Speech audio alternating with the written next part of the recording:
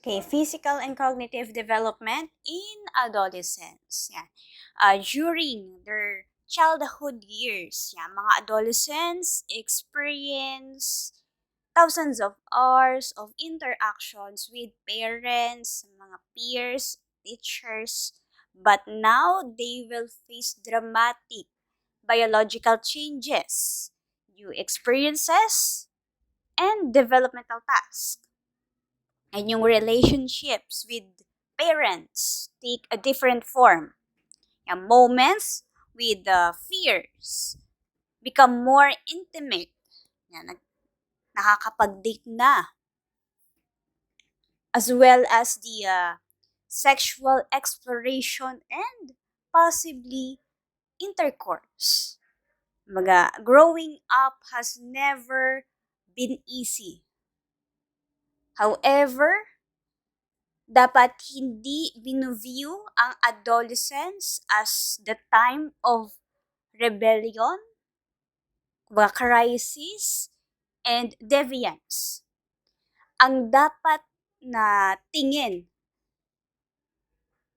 sa adolescence ay it is their time of evaluation, decision making, commitment, at kung paano nila huhubugin ang sarili in the world. Most of the problem of today's youth are not with the youth themselves. Ang kailangan ng mga teenager is to have access to a range of opportunities, long-term support from adults. So what might be some examples of such support and caring? Yan, ano ba yung natanggap nyong support and caring from the adults na nasa paligid nyo? Yan, adolescent who? Yan, a young person going through enormous changes in life. Yan, the body and appearances, the size, proportion, and shape. Yan, intellectual abilities, and adaptation to public expectation about his behavior. Ang pagkakamali na tingin ng mga adults sa mga teenager ay kino-confuse nila yung enthusiasm ng mga teenager na ang mga teenager, hinahanap nila yung sarili nila, ine-enjoy nila yung moderate amounts of outrageous behavior with hostility. Kasi ang pinagbabasihan ng mga adult ay yung parental and societal standards. So, there has been a call for adults to have more positive attitude toward teenagers and i-emphasize na ito ay positive development. Yan. Ethnic, cultural, gender, socioeconomic, age, lifestyle differences nakaka-influence yan ng actual life. Kung ano yung magiging buhay ng mga teenager. Yan, different portrayals of adolescence emerge. Yan, depending on the particular group of adolescents being described. And yung adolescents ngayon ay exposed to a complex menu of lifestyle options through the media. And madami yung natetempt na gumamit ng drugs, mag-engage sa sexual activity kahit bata pa.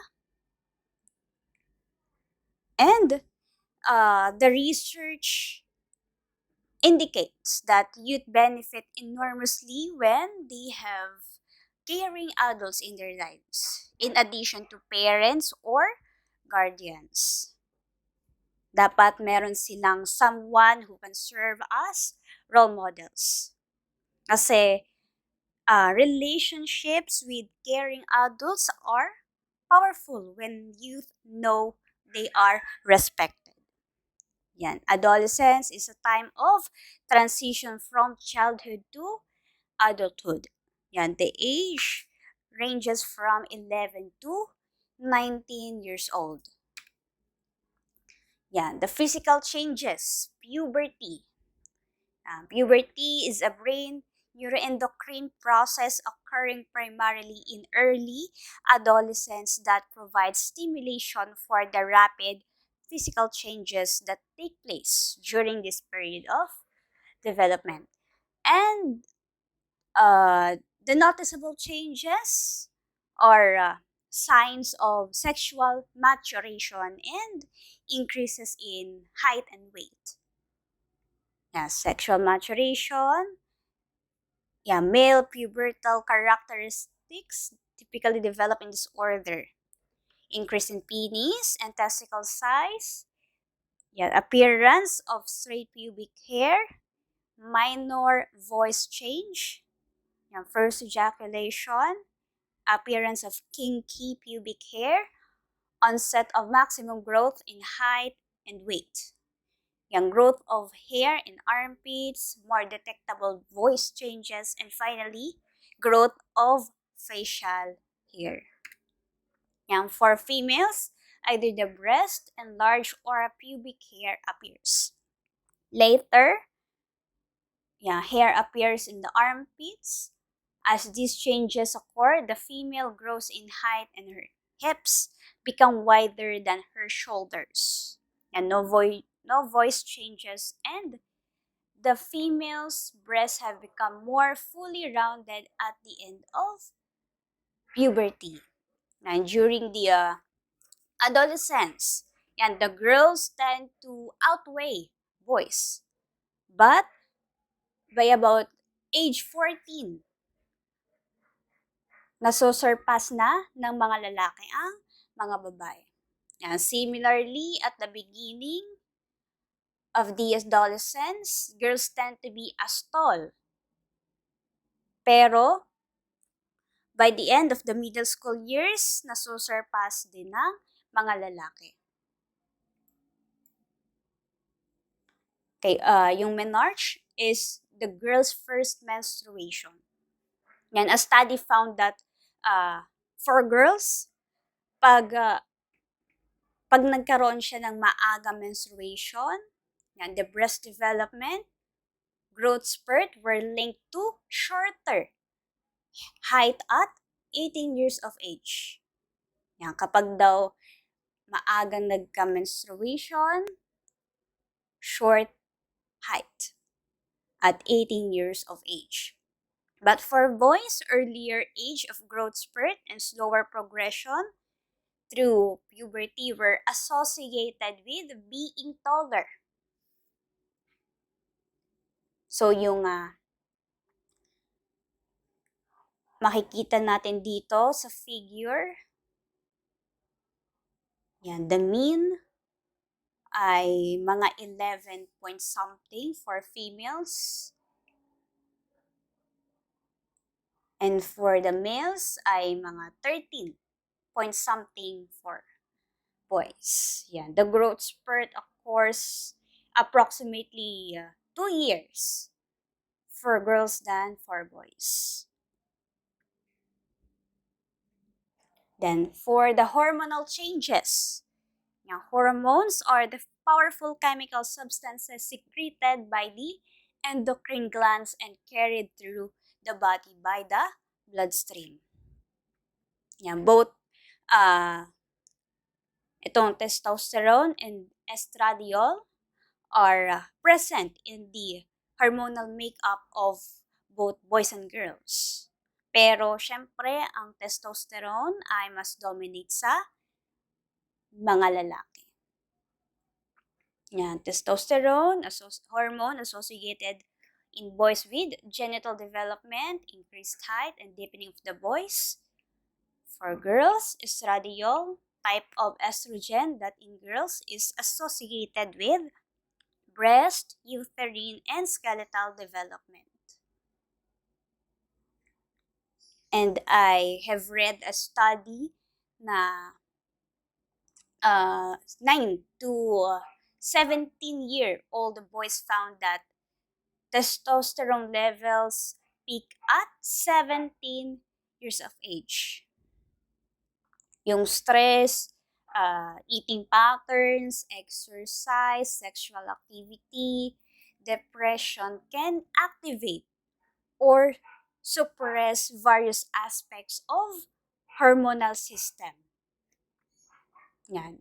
So, sa matuta, the hormone behavior link is complex. Yan, the timing and variations in puberty. Now, what are some of the differences in the ways girls, boys experience pubertal growth? And childhood obesity was also linked to early puberty in girls. And experiences that are linked to earlier pubertal onset include nutrition, an urban environment, though socioeconomic status, adoption, father absence, family conflict, maternal harshness, child maltreatment, and early substance use. Yan, body image, one psychological aspect of physical change in puberty is universal. And adolescents are preoccupied with their bodies and develop images of what their bodies are like. So, yung increase na paggamit ng internet, exposure sa social media, it has raised concerns about the influence on adolescents' body images. But nag-i-increase yung body dissatisfaction ng mga teenager, lalo na ang mga kababaihan.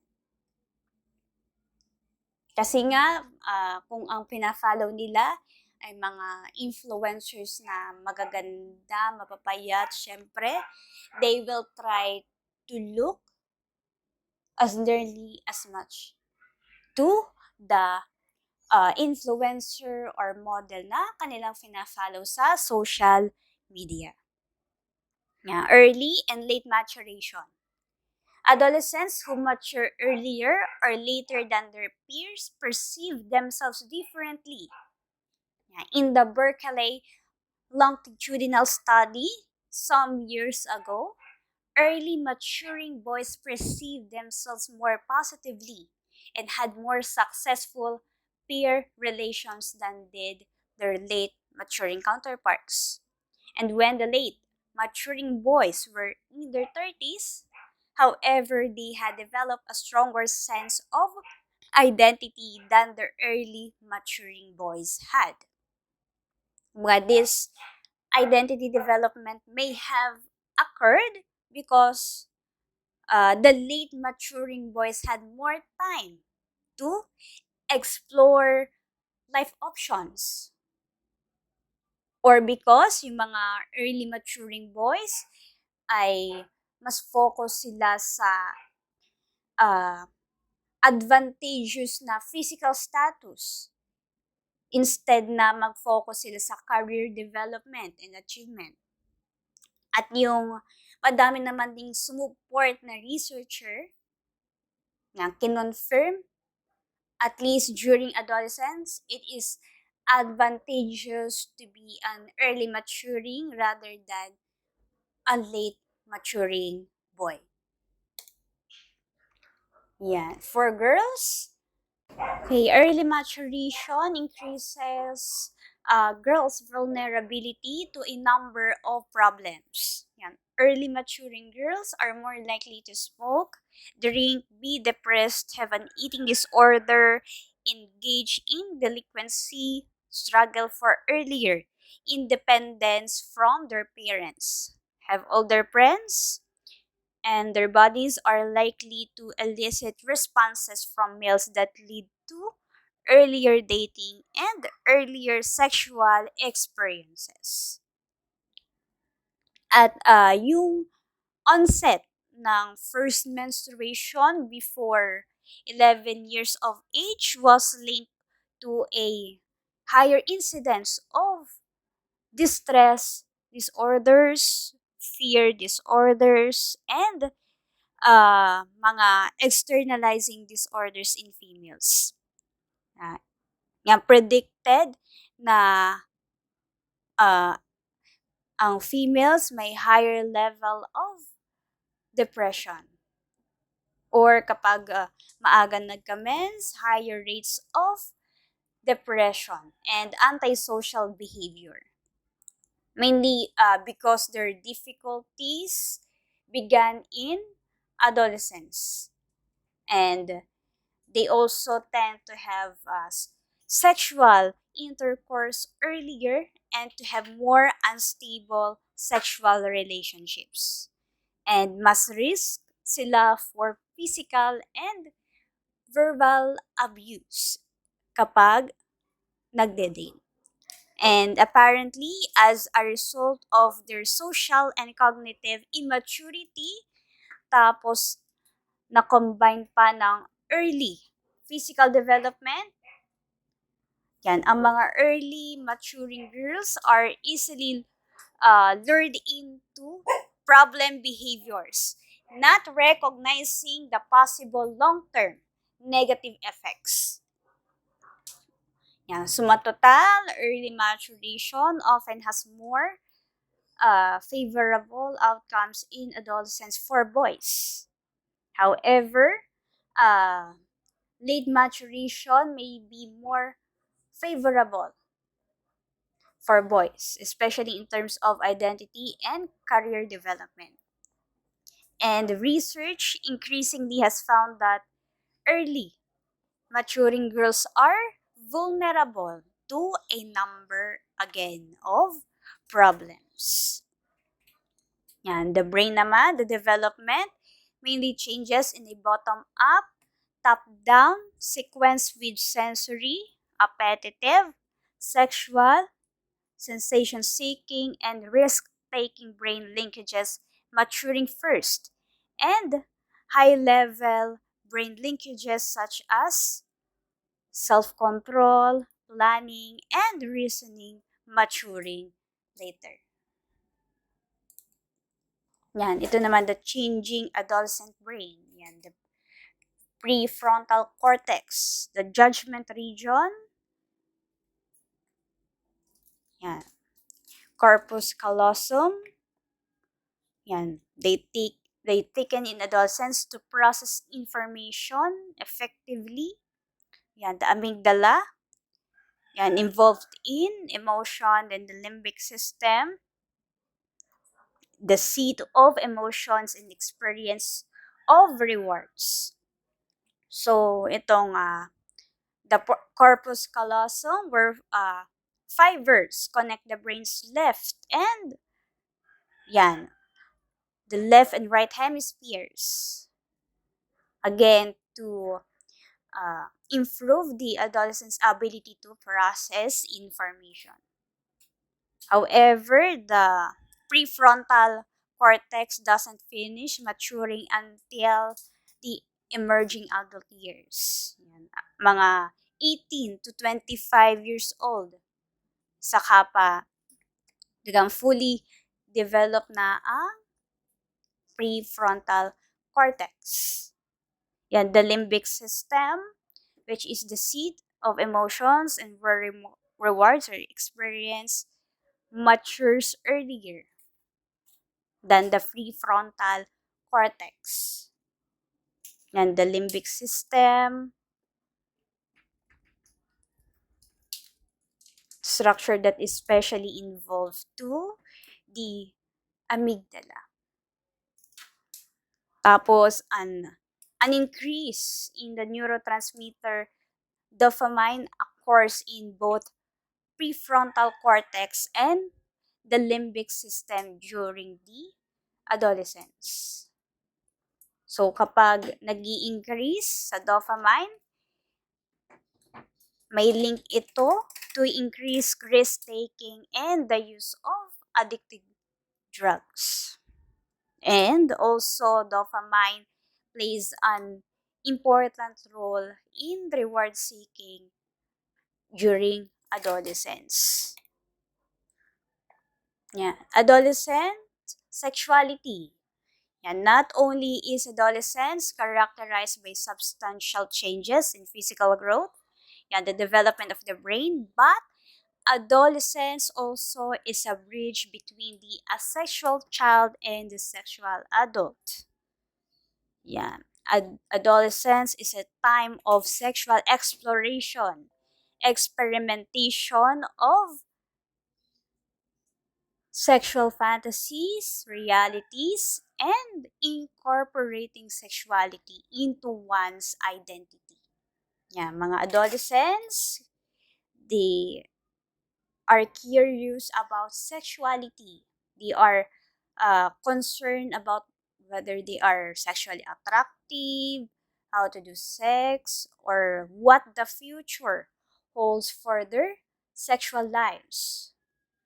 Although mga teenagers nakaka-experience ng time of vulnerability and confusion, ay they will eventually develop a mature sexual identity. Yan, the adolescents, they will learn how to manage sexual feelings. Yan, developing new forms of intimacy. Paano i-regulate ang sexual behavior para hindi magkaroon ng consequences. Yan. And also, itong usaping sexual or yung sexual arousal emerges as a new phenomenon in adolescence. And it is important to view sexuality as a normal aspect of adolescent development. As normal. Yan yung aking ah, pinagtutuunan noong nakaraang ngayong SEM pala. Lalo't ang hawak kong understanding the self ay mga lalaki. So, I have to summarize the researchers about sexuality. Ano yung mga misconception about sa sexuality. Lalo na sa when it comes to uh, the female reproductive system. Yan talagang naging at pilit ko silang ino-open up. Do you have any questions or relevant question about the sexual self? Yeah. At nakikita ko naman na sila'y na-enlighten kasi talagang kinig na kinig sila about the misconceptions about sexuality. Kasi I also shared to them na a story from my classmate in the masteral class na ang kanyang pinsan na bata, ay pamangkin pala rather, ay nagtaka kung bakit ah, bastos daw ang tingin sa breast ng isang babae. Kasi ang thinking ng mga bata sa breast ng babae ay part of the body. Pero bakit nga naman pagdating sa adult ay ang perspective, ang tingin sa breast ay something sexual. At kumbaga ituring yung breast, the private parts as a part of the body. Hindi dapat nililink to a socially defined na meaning. Kumbaga, in this culture, ang breast at private parts ay isang taboo na dapat hindi dinidiscuss, ino-open to their children. Yeah. At kaya ang kalalabasan ay mas lalong naku-curious ang mga teenagers sa sexual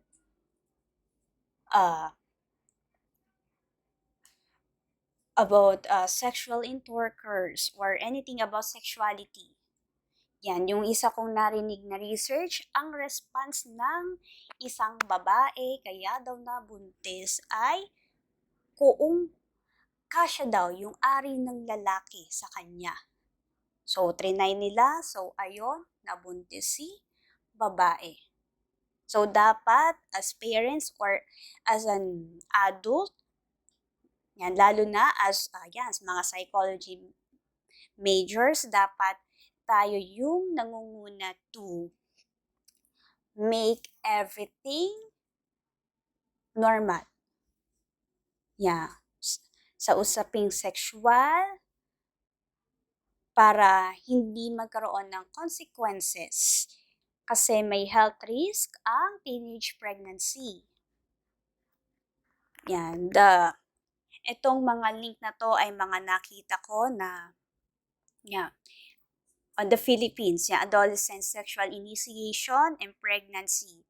What more can be learned through further analysis of the demographic and health surveys in the Philippines kasi dumadami na ang number of teenage pregnancy. Filipino adolescent sexual attitudes and behaviors in the University in Manila. The risk factors in adolescent sexual behavior. Many adolescents are not emotionally prepared to handle sexual experiences. Early sexual activity is linked with risky behavior such as drug use, delinquency, and school-related problems. The sexual intercourse before age mga 14 was linked to a risky behavior such as an increased number of sexual partners, experience of oral and anal sex, mga negative health behaviors, mga smoking, drug and alcohol use, mga antisocial behavior, pagiging violente, pagnanakaw, paglaya sa bahay. Baga, makikita yan at the age of 18 years. Yung mga other mga substance use, violent victimization, pagkakaroon ng suicidal thoughts, attempts, lalo na sa mga minority, and also mga heterosexual youth. And in a study of Korean ay adolescent girls, pag early menarche was linked with earlier initiation of sexual intercourse. In addition to having sex in early adolescence, other risk factors for sexual problems include contextual factors such as socioeconomic status, poverty, immigration or ethnic minority status, family or parenting, and peer factors and school-related influences. And those who have greater parental knowledge, yung may supportive parents or may parenting practices or may family rules about dating, ay nakitang mas low level ang risk to initiate sex. For peers, kapag deviant naman ang kasamahan, likely to have more sexual partners. Better academic achievement was a protective factor in preventing boys and girls from engaging in earlier sexual intercourse. And lastly, if you have a weak self-regulation and impulsive, kahit ang bata ka pa, it will be a seed or stage 4 sexual risk-taking. Again, kapag naman teenage pregnancy, again, may health risk for both baby and the mother. Low birth weight, neurological problems, childhood illness, at yung mga adolescent mothers more likely to be depressed and to drop out of school. Although makukontinue nila later in life, generally they can never catch up economically with women who postpone childbearing until their 20s. Yeah, kumbaga, the researcher have also found that adolescent mothers interact less effectively with their infants. Kumbaga, they spend more time negatively interacting and less time in play and positive interactions with their infants than those female na nagkaroon or nabuntes in a safe age or in adult. Yan, the health risk behavior and problems among adolescents. Yan, the eating disorders, anorexia nervosa, and bulimia. Yan, anorexia, severe eating disorder, yan, refuse to eat while denying that their behavior and appearance, which may become skeletal, are out of the ordinary. Yan, bulimia, the binge and purge. Yan ang tatandaan in bulimia, binge and purge. Yan talagang the eating disorders, they have obsessive thinking about weight and compulsive exercise. Kasi nga, the media portray teen as beautiful in their choice of fashion models. So, of course, the girls will try to emulate them. Yan, the social media, talagang it fuel the relentless pursuit of thinness. Yan, by making it easier for, lalo na sa mga anorexic, to find each other online. Yan, Piaget's theory na formal operational stage, age 11 onward years. Yan, around age 11, according to Piaget, yan, the fourth and final stage of cognitive development. Adolescents engage in extended speculation about the ideal characteristics. Ano ba yung qualities na dinedesire nila sa sarili nila at sa iba? And such thoughts often lead to compare themselves with others in regard to such ideal standards. At yung kanilang mga thoughts are often fantasy. Often fantasy flights into future possibilities naman. Increased verbal problem-solving ability, tendency to think about thought itself, thoughts of idealism and possibilities, and more logical thought. Hypothetical deductive reasoning. It involves creating a hypothesis and deducing its implications. The adolescents develop hypotheses about ways to solve problems. Tapos, systematically, i-deduce yung pinaka-the best na path to follow to solve the problem. Adolescent Cognition. Adolescent Egocentrism by David Elkin, 1976. Heightened self-consciousness of adolescents. Imaginary audience, where the adolescents believe that others are as interested in them as they themselves are.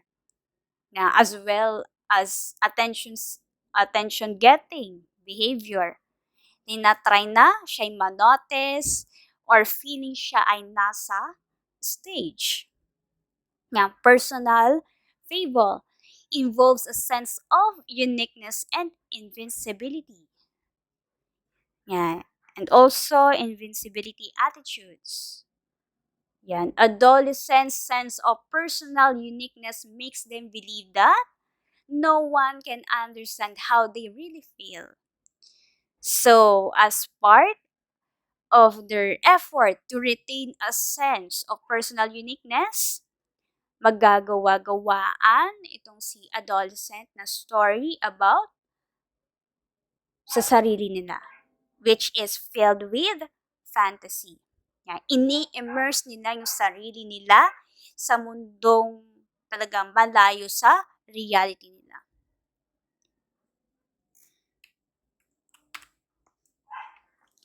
Yan. Information processing, their executive functioning, and higher order cognitive activities such as reasoning, making decisions, monitoring, thinking critically, and monitoring one's cognitive process. Yeah, making a real effort to stick with a task. So, avoiding interfering thoughts or environmental events. Instead, gagawin yung most effective, pipigilin ang sarili before uh, blurting out something bad. Yeah. And adolescence is a time of increased decision making. Kung anong mga kaibigan ang aking pipiliin, sinong aking ide-date, kung saan ako magka-college, ano yung pipiliin kong program, and so on. Most people make better decisions when they are calm than when they are emotionally aroused. Yan, kapag nag-away kayo ng jowa nyo, ay huwag kayong magsasalita kapag kayo ay galit. Kasi hindi na yun mababawi. At lalong masasaktan ng inyong partner. Yeah.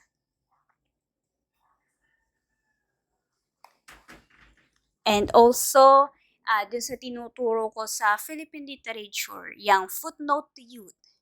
Yeah. Naka-address para sa mga youth. And it involves decision making. Kumbaga sa literary text na yon ay itong si lalaki ay gustong mag-asawa at the age of, I think it is 16 or 17. Gusto niya na magpakasal. Akala niya ito na yung tamang desisyon sa buhay niya. But, nung makaraan ng several years ay napapabalik siya sa kanyang desisyon, pati yung kanyang asawa na babae, napapaisip siya, what if yung kaibigan kong isa ang aking napangasawa? What if hindi agad ako ikinasal? What if hindi muna ako nagka-baby? Kumbaga, nasa height of emotion sila when they decided to marry. Talagang, adolescents have a tendency to be emotionally intense. So, dapat ay sit back and think of its consequences. Yan. Critical thinking naman, mga fundamental skills, yung literacy, math skills. At kapag hindi na-develop itong mga skills na to during childhood, ay lalo na kapag dumating na sa adolescence. Kasi cognitive changes that allow improved critical thinking in adolescence ay yung increased speed, yung capacity of information processing, Yeah. Increased ability to construct new combinations of knowledge. Yan, paggamit ng strategies or procedures for obtaining knowledge. Yan, kung paano nyo isa-summarize, paano nyo maiintindihan yung mga binabasa nyo. Yan, the transition to middle or junior high school. Yan, the drop in school satisfaction occurred. Yan, regardless of how academically successful the students were. Yan, the transition to middle or junior high school is less stressful when students have positive relationships with friends and go through the transition in team-oriented schools. And it also take place at a time when many changes are occurring simultaneously. Yan, puberty and related concerns about body image. Yan, the emergence of some aspects of yung kay Piaget na formal operational thought and changes in social cognition. Yan, pagdami ng responsibility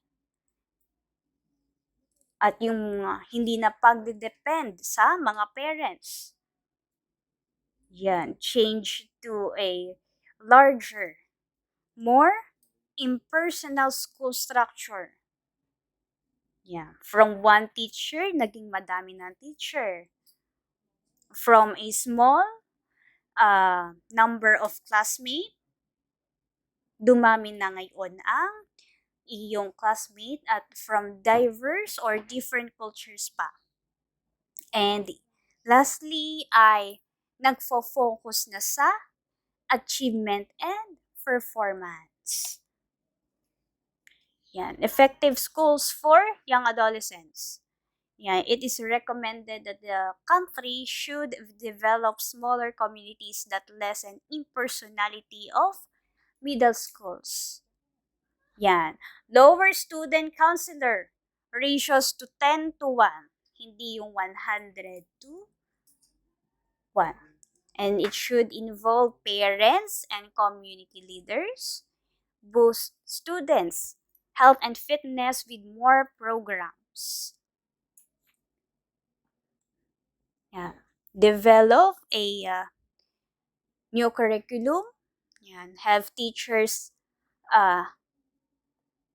teach more kumbaga napaka-flexible na curriculum.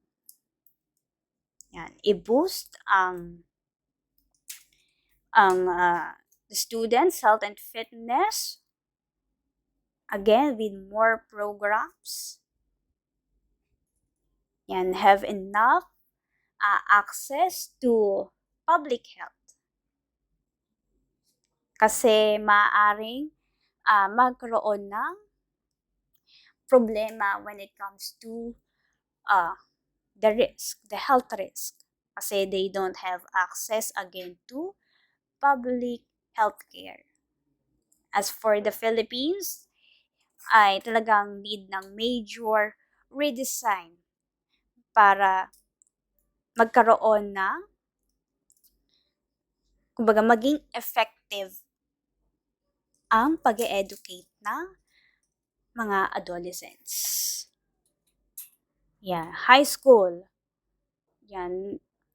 Yeah, many students graduate with inadequate reading, writing, and mathematical skills. Yan, not only are many high school graduates poorly prepared for college, they also are poorly prepared for the demands of the modern workplace. Lalo na ngayon, dapat ang hanap ng mga recruiter na mga companies, yung kaya makipagsabayan, something techy. Yeah. Then other students drop out of high school and do not have skills that will allow them to obtain decent jobs. And lalo na maging informed citizens. Kasi high school should discourage dropping out. High school is supposed to be about getting an education. But for many teenagers, sa kanila, it is about navigating the social worlds of peer relations that may or may not value education and academic achievement. So, yung mga teenagers na nag-fail to fit in, they will uh, become stigmatized. So, ito yung sa mga data about the dropouts in the Philippines. So, you can, nakalagay naman dito sa mismong dropout na word yung hyperlink. Yan, clickable naman.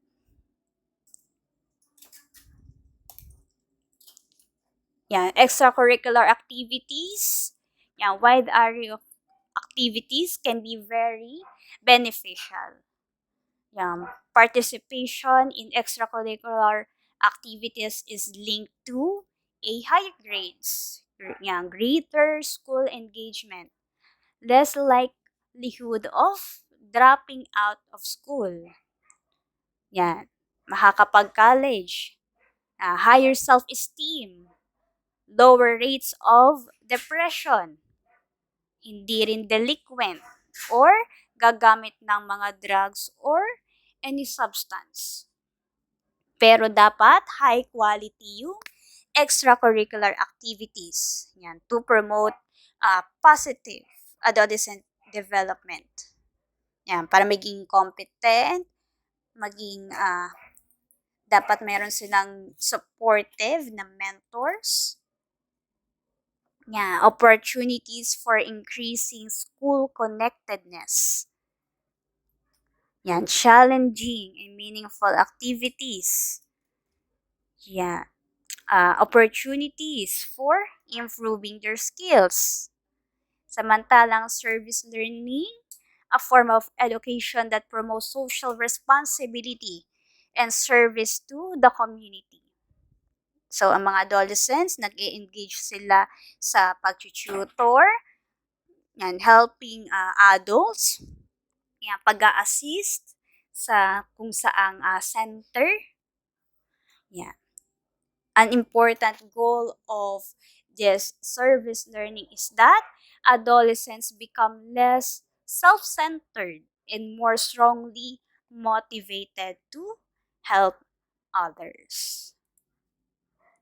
So, for your activity, na another reflection, was your adolescence better described as a stormy and stressful time or as one of trying out new identities as you sought to find an identity of your own? Then explain.